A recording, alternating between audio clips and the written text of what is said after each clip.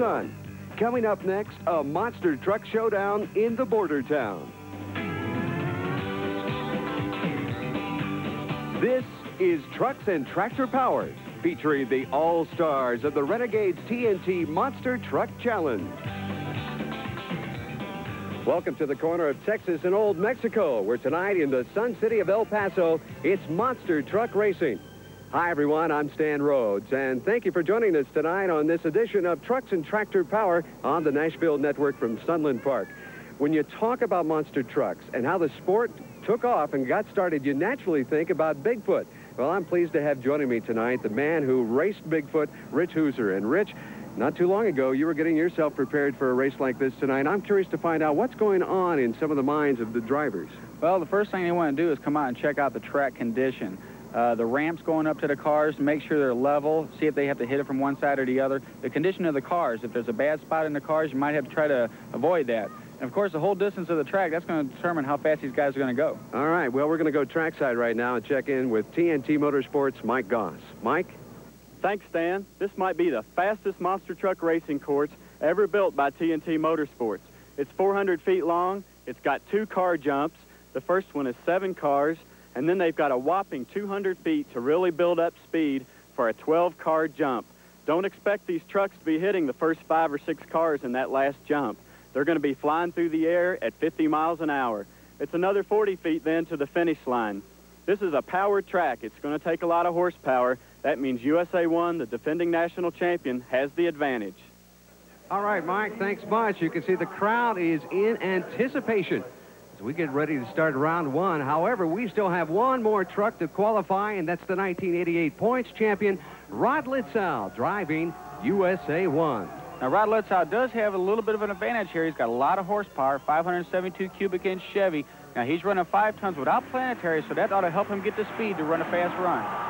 Oh, a little squirrely on that first jump. Yeah, he bounced a little bit crooked coming off that first one. That might make it a little hard for him to line up for that second set. And looks like he gets little problems there, but he pulls out of it real nice. Unbelievable. Rod Litzow, USA 1, fastest qualifier, ending things up there on 2 wheels and powering out.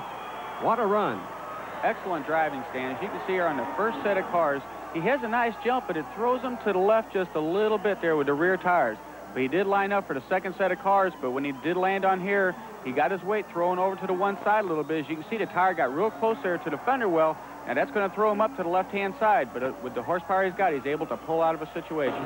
Let's go down trackside with Mike Goss. Now, the last time you raced, you smacked a wall in Chicago. It didn't look like you're afraid of it this time. No, I'm not afraid of the truck. What happened there is I came out the first set a little bit crooked, and so try making up for that. I hit the cars a little sideways, threw me into it, but at the speed I had, I was able to pull out.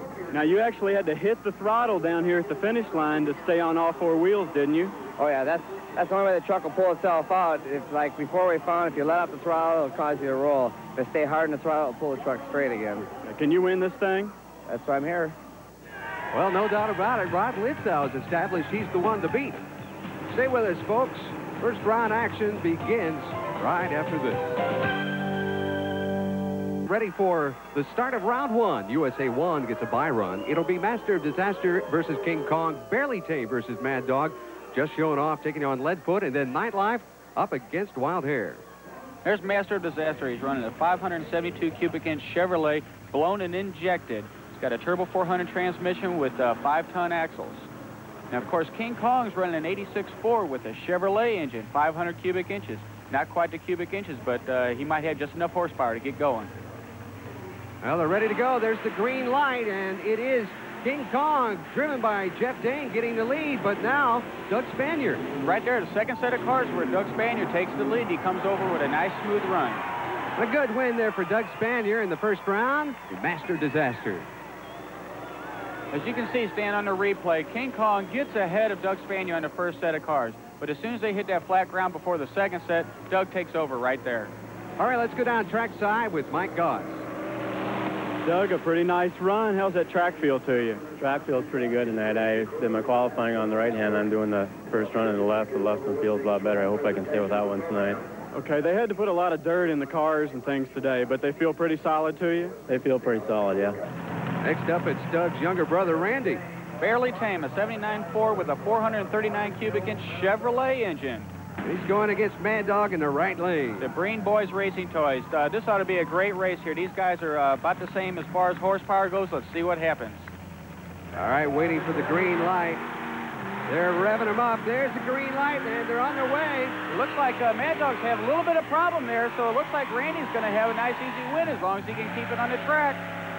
He's taking it rather slow as he goes over that second row. And indeed, it's Randy Spanier with the win. Of course, Randy did have a little bit of problems there, but not quite the problems that Mad Dog had. Randy, virtually a bye run for you, but it looked like you had a little problems after the first set of cars. Yeah, I was having trouble with the shifter in there. I was hitting it, and then it went going. All of a sudden, it went, and it went too far. And I hit reverse out there, and we all wish it wouldn't have happened, but it happened. And I got my stuff back together, and I hate to win that way. I'd like to see it at least be somewhat of a close race, but I guess that's the way it went. Well, it takes many people to put on a race such as this, such as the man you're looking at, Alan Jackson. Earlier today, Rich Hooser spoke with him.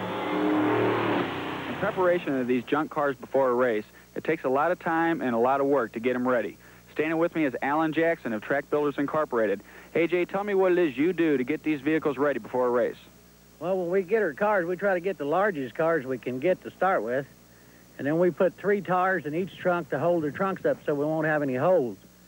Put 2 bales of hay in each seat to hold the top up so there's no big holes. Then if they haven't got motors in them, we put tires underneath the hoods also. Okay, what about the tires? Is there air in them? No, we have to take the air out because it's kind of like waves on an ocean when they run. The cars bounce up and down as they go over them, and it throws the trucks around. For all these cars here, with all the going through them, you've done a lot of them. Have you ever found anything good in them? Well, every now and then we do. Once we did a show in Hampton, opened up an old Cadillac, and it was completely full of new stereo equipment.